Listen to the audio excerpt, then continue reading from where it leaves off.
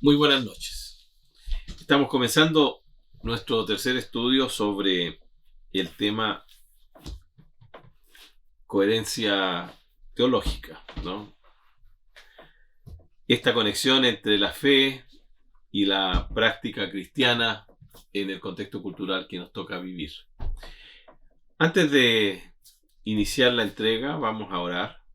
Hay mucha necesidad en nuestro pueblo y a nuestro alrededor en estos días tan fríos de invierno. Así que vamos a comenzar orando. Así que te invito para que ahí, en donde tú estés, puedas también orar junto conmigo. Señor, gracias porque estamos iniciando la tercera entrega de estos estudios, estos pensamientos así rápidos, libres incluso sobre este tema. Espero que nos ayudes en nuestras necesidades, que sanes a los enfermos, que des abrigo a los necesitados, Señor, que des esperanza a los que están tristes. Ayúdanos a todos y que podamos, en tu nombre, Señor, salir adelante con esperanza, con alegría, con fe. Y Padre bueno, bendice a tu iglesia y a todas las personas que nos siguen hoy día, amigos y amigas, a través de las redes sociales. En el nombre de Jesús. Amén. Hasta este punto hemos tratado de introducir ciertos elementos conceptuales que tienen que ver con lo que nosotros llamamos el buen testimonio de un cristiano en una sociedad que necesita precisamente de hombres y mujeres que puedan ofrecer la garantía de una vida coherente entre lo que dicen ser como cristianos y la práctica diaria que les caracteriza en la sociedad en donde ellos se desempeñan.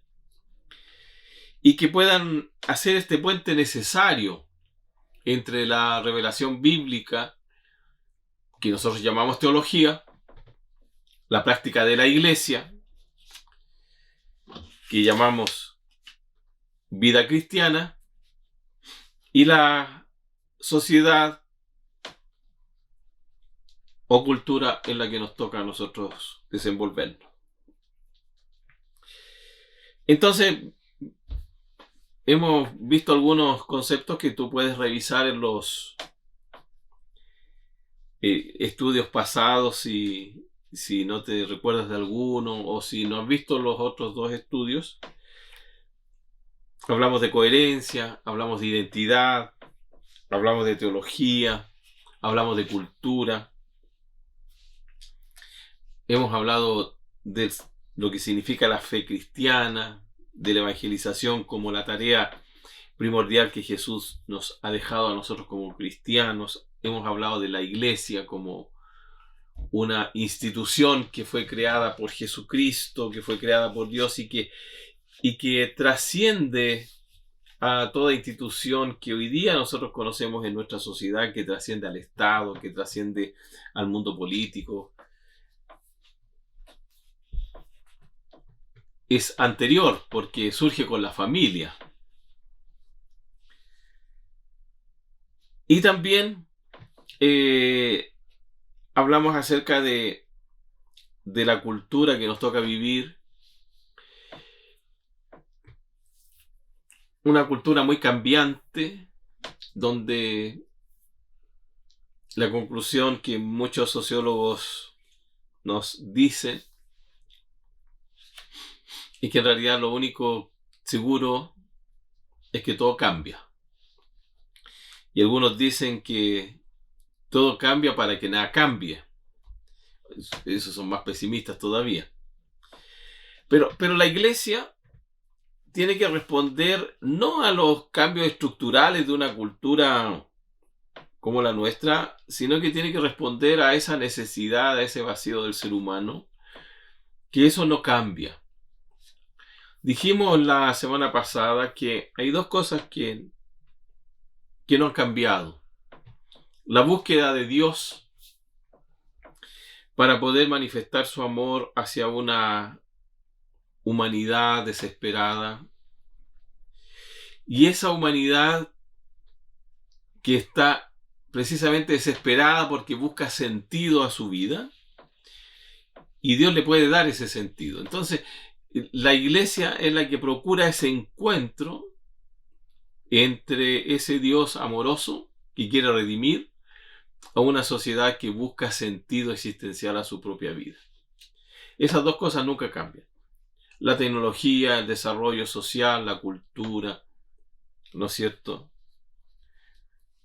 Las ciencias, todo eso ha cambiado la vida del ser humano. Muchas veces para bien, también en algunos sentidos para mal. Pero el interior del hombre y de la mujer no ha cambiado. Necesita todavía a Dios, y Dios sabe eso, y Dios sigue buscando desesperadamente a ese hombre que también desesperadamente busca a ese Dios. Entonces, quedamos en esa definición de la cultura. Y miren, hay cuestiones que nosotros debemos conocer, debemos manejar. La definición de un contexto. Nosotros debemos como iglesia conocer cómo es la ciudad, cómo se mueve la ciudad, cuáles son las necesidades, cuáles son los potenciales, cuáles son los beneficios de de vivir en una ciudad. Debemos conocer precisamente el movimiento, ¿no es cierto?, la vida, cómo se mueve la ciudad. No debemos aislarnos, escondernos, sino que vivir al ritmo de la ciudad, interpretarla para poder, como decimos nosotros los evangélicos, evangelizar la ciudad. Para eso debemos interpretar correctamente la revelación bíblica que surge de nuestra lectura y relectura de la Biblia. Vivir una espiritualidad profundamente cristiana en base a la revelación de la gracia, a la vida del amor de Dios en nosotros, que pueda responder a esta soledad intrínseca en el que vive la mayoría de las personas en nuestras sociedades, apropiarnos de esa fe con valor e ir en busca precisamente de esas personas que están hoy día sufriendo esa soledad y hablarles acerca del amor de Jesús. Estas son las claves de la acción pastoral de las iglesias, de las comunidades de fe en las que nosotros nos congregamos. Las comunidades de fe son para precisamente accionar la vida de la iglesia en función de una pastoral que responda a la ciudad. Entonces de ahí se derivan ciertas urgencias para que la iglesia pueda mantenerse vigente. La iglesia no debe tanto preocuparse por sí misma como por mantenerse vigente para la sociedad en la que está inserta. Nosotros estamos en Hualpén. Entonces nuestra preocupación es cómo poder mantenernos vigentes para la comunidad de Hualpén. Esa debe ser nuestra preocupación. Nuestra iglesia tiene que responder primariamente a la comunidad de Hualpén. Debemos servir a la comunidad de Hualpén. En tanto respondamos bíblicamente, cristianamente, en el nombre de Jesús a la sociedad de Hualpén, y la sociedad de Hualpén se sienta servida por la iglesia de Hualpén, por nuestra comunidad, vamos a estar bien encaminados. Y eso es tener una actitud pastoral. Y ese debiera ser un sentimiento urgente en nosotros.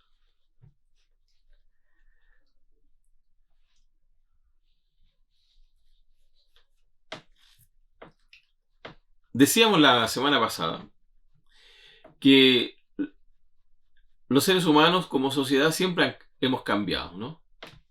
Eso ustedes lo pueden estudiar en la historia. El asunto es que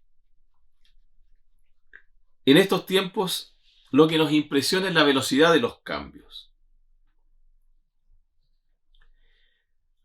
Cada día los cambios se producen con mayor rapidez y hace que millones de personas se sientan atemorizados y traten un poco de frenar esos cambios. Es algo imposible. No vamos a lograr que eso pase. Sin embargo, la iglesia ofrece una roca donde podamos hacer pie en términos espirituales y emocionales, afectivos. Esa roca es Jesús. Fíjense cómo hoy día, y a propósito de definiciones teológicas que hablábamos en el capítulo 1 de estos estudios,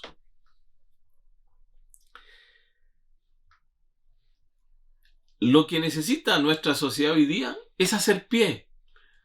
Y Jesús se nos presenta como la roca eterna. Entonces, ahí nosotros tenemos una figura bíblica que podemos ofrecer a nuestra sociedad con absoluta autoridad, porque Jesús es la roca. Y es una roca eterna, es una roca firme. Entonces, ante la velocidad de los cambios que se están produciendo a nuestro alrededor, a nuestros ojos, nosotros podemos ofrecer a Jesús porque Él nos ofrece esa seguridad de firmeza, de no cambio, fíjense, de no cambio. Pero está referido solamente al hecho de que Jesús, de una manera inmutable, nos ofrece esa seguridad espiritual y emocional que hoy día el mundo necesita para sentirse seguro, para enfrentar los cambios, no para detener los cambios, sino para poder enfrentarlos con seguridad. Porque los cambios van a seguir produciéndose. Porque el futuro se nos avecina con cada vez mayor velocidad y eso, insisto, no lo vamos a poder parar. Un sociólogo ya fallecido llamado Zygmunt Bauman acuñó una expresión para definir nuestra sociedad actual y la llamó líquida. Dice que somos una sociedad líquida. Y luego dijo que eso provoca en la sociedad actual un sentimiento que llama él retrotopía.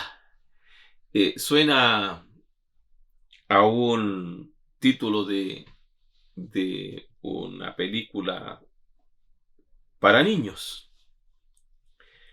Retrotopía. El ser humano tiene temor a esta época porque no la puede interpretar porque todos los días está cambiando. Entonces busca refugio en espacios de seguridad y es el pasado el que le ofrece esa seguridad. Entonces surgen frases que nosotros hemos escuchado un montón de veces, incluso en nuestra propia iglesia, que todo lo pasado fue mejor.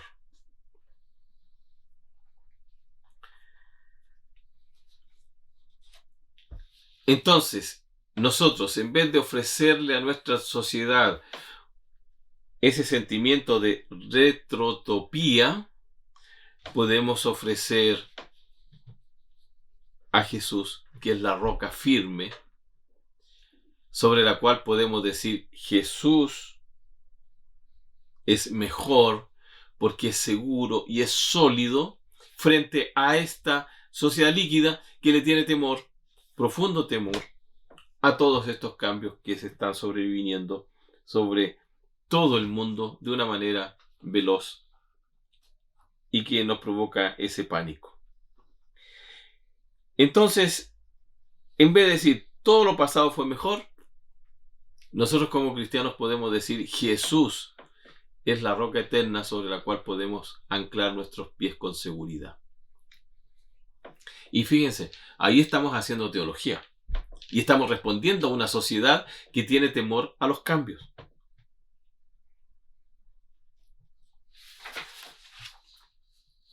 Entonces, en vez de ofrecerles un pasado que nunca va a volver, le ofrecemos un presente seguro en Jesucristo. Entonces, en este ambiente sociocultural, la angustia existencial de esta sociedad encuentra una respuesta clara en la persona de Jesucristo. Y eso se llama redención.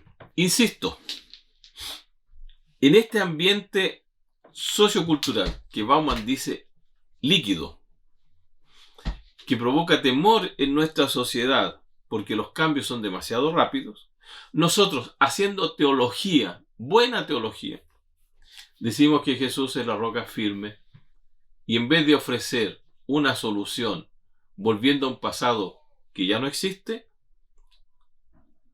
decimos que Jesús, la roca eterna, es la respuesta redentora donde todas las angustias desaparecen y nos da una esperanza positiva frente a tanto cambio que ocurre, haciendo una sana teología. Entonces, esta vorágine actual que puede envolver a la iglesia y llevarla a un pasado al cual no queremos volver, porque le pone freno a la misión de la iglesia, le cambia la perspectiva y la pone en el camino correcto para darle una interpretación adecuada, no solamente a la palabra de Dios y a la misión de la iglesia, sino que también conduce espiritual y emocionalmente a la sociedad en la que estamos nosotros inmersos y muestra a Jesús como la respuesta a este tiempo. Entonces, como iglesia, nosotros debemos redoblar nuestros esfuerzos para poder acometer con éxito la misión que Jesús nos ha legado y ser relevantes en el tejido social de nuestro tiempo, donde el verdadero evangelio podría producir tal impacto positivo que beneficie a toda la sociedad que la necesita y la integra. Entonces no estaríamos nosotros escondidos y atemorizados igual que el resto de la población. Ellos por una razón, nosotros por otra. Sino que estaríamos nosotros ofreciendo un camino positivo, alternativo, y que realmente es verdadero y que conduce a Jesucristo, que es la única posibilidad de redención que todos los seres humanos tienen.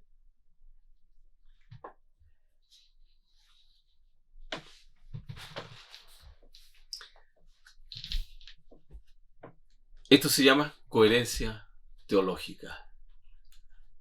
Es lo que nos permite hacer que nuestro testimonio tenga peso en una sociedad como la que nosotros vivimos.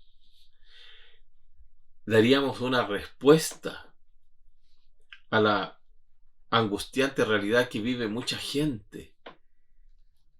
Soledad, temor, inseguridad. Eso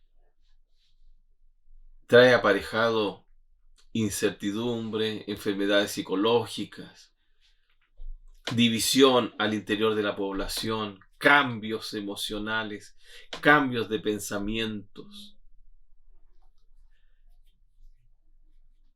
Finalmente, un desequilibrio social que se traduce en violencia,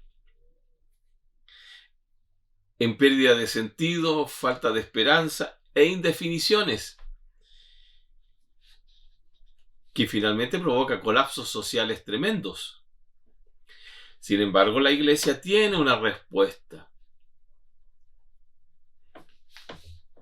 Entonces, hermanos, hermanas, amigos, amigas, no tengamos temor.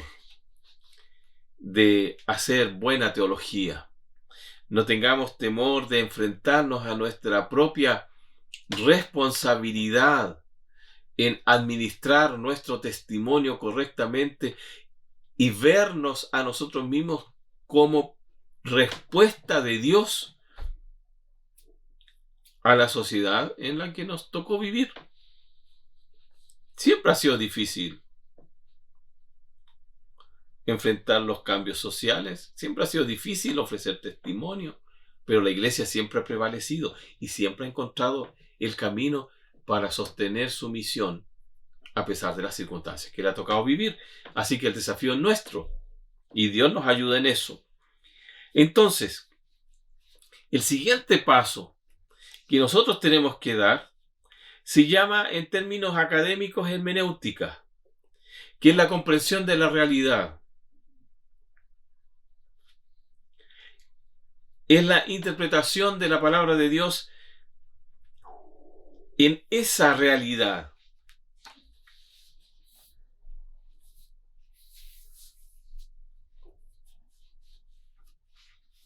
Nosotros tenemos que tratar de describir como comunidad hermenéutica, fíjense, la iglesia es esa comunidad que interpreta la palabra de Dios para la sociedad. Así como nosotros tomamos la Biblia y la leemos y la interpretamos, la sociedad ve a la iglesia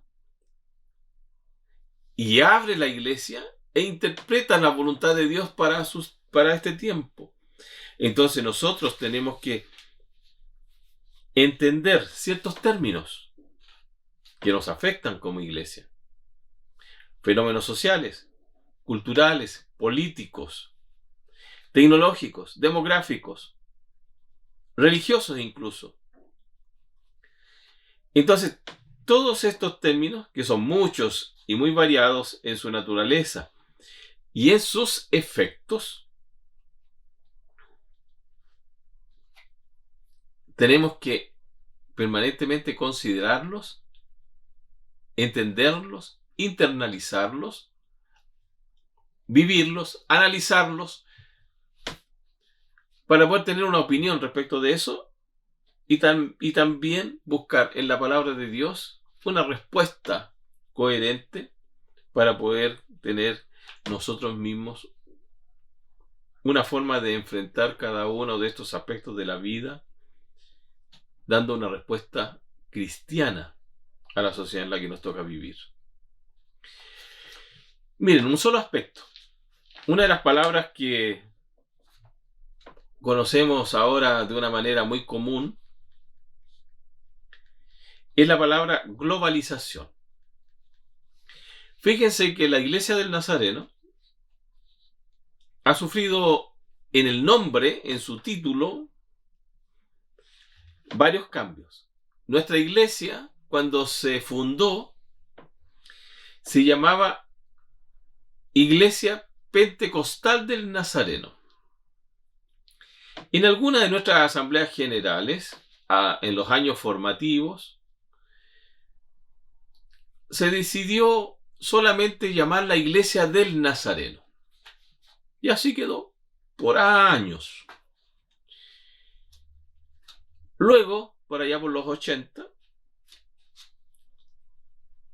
se decidió agregarle otro adjetivo y se llamó Iglesia del Nazareno Internacional, para describir la intención que la iglesia tenía de conectarse con todos los sectores del mundo. Nuestra iglesia no era una iglesia solamente nacida en los Estados Unidos, que tenía conexiones con algunos aspectos y con algunos países del mundo, sino que era una iglesia internacional. Se hablaba del principio de la internacionalización de la iglesia. Hace muy poco, y por los fenómenos propios de la globalización, nuestra iglesia volvió a cambiar su denominación. Y hoy día se llama Iglesia del Nazareno Global. Entonces, los apellidos de todas las instituciones nuestras cambiaron. Hoy día se habla, por ejemplo, de misioneros globales. se habla de literatura global, se habla de tal institución global, de educación global. Todo es global. ¿De dónde surge eso? En la economía, en algún momento surgió la expresión globalización. La economía se globalizó.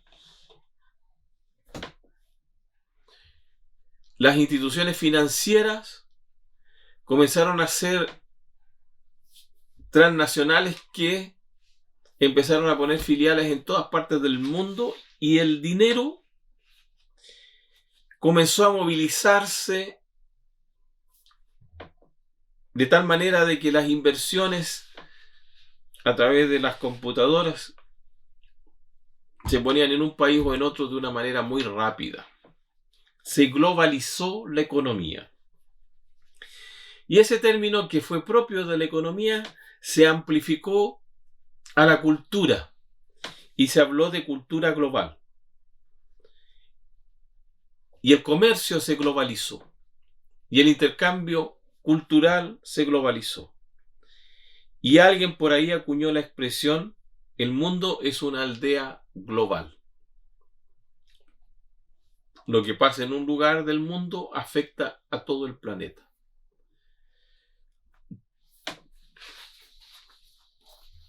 Y cosas a veces hasta chistosas que se decían en ese sentido.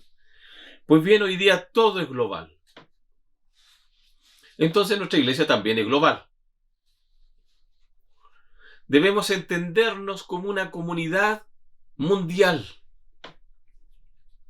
Y uno de los fenómenos asociados a la globalización es el incremento de la migración. Siempre ha habido migración, siempre ha habido migrantes por distintos motivos. Pero hoy día incluso se llega a entender y se trató de establecer la migración como un derecho humano. Es decir, cada quien tiene derecho a migrar a cualquier lugar del mundo. El mundo es de todos nosotros, ¿verdad? Si uno nació en un determinado lugar, no tiene por qué quedarse ahí, puede migrar a cualquier parte del mundo. Hay un conflicto hoy día en el mundo debido a eso. No debemos extrañarnos que en los próximos años eso sea algo muy natural. Que cualquier persona quiera vivir en cualquier parte del mundo y esté permitido hacerlo sin ningún tipo de restricción. ¿Por qué? Porque somos una aldea global.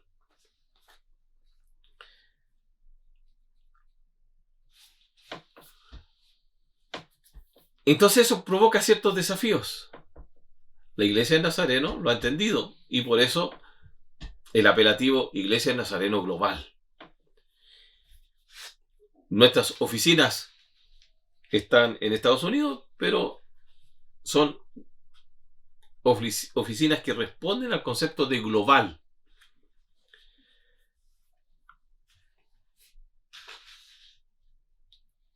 Entonces, la evangelización, la respuesta a los problemas sociales que surgen de la evangelización, el entendimiento del ser humano globalizado, ya no puede ser entendido tampoco como una respuesta que damos nosotros a alguien que vive aquí solamente. Debe ser entendido también desde ese punto de vista. La iglesia ya no puede pensarse solamente en términos de lo que ocurre aquí en mi entorno, sino que estamos conectados con toda la realidad mundial. Entonces, fíjense cómo vamos mutando en ese sentido. Pero ahora cobra sentido lo que Jesús dijo y que dejó como su mandato, tanto en Mateo 28 como en Hechos 1:8. Mientras van a las naciones, hagan discípulos. Mientras estén yendo, dice otra versión, hagan discípulos. Parece que Jesús estaba pensando en este tiempo. la iglesia marchando a través del mundo, siendo migrante, una iglesia peregrina, dice Pedro, una iglesia migrante, diríamos en estos conceptos, en un mundo global, va haciendo discípulos en todas las naciones, sin restricción. El Evangelio ya no debe ser entendido como el privilegio de un sector del mundo, de algunos cuantos países, o de algunas personas de cada uno de los países en donde está presente el Evangelio. Insisto, empezamos a reflexionar y empezamos a hacer teología, a participar, a partir de ciertos principios muy básicos y de reflexiones muy sencillas de ciertos conceptos que estamos viviendo. Espero que no se pierdan. Ya estamos terminando y vamos a quedar aquí. Pero les desafío, piensen en esta idea. Jesús en Mateo dice, mientras estén yendo a las naciones, migración, ¿por qué no? Empiecen a ser discípulos. No es una cuestión que primero uno, después el otro y después el otro hasta el fin del mundo. Es mientras van. Y en Hechos 1:8, lo mismo. Jerusalén, toda Judea, Samaria y hasta lo último de la tierra. No como una cuestión sistemática, primero uno, después otro, luego lo siguiente, y bueno, y si tienen tiempo, hasta lo último de la tierra. Es simultáneo. Mientras vamos haciendo una cosa, vamos haciendo lo otro. En el momento, ¿cómo lo podemos hacer? Entendiendo este concepto de que la iglesia es global. Bueno, quedamos ahí. Les espero el domingo. Dios les bendiga.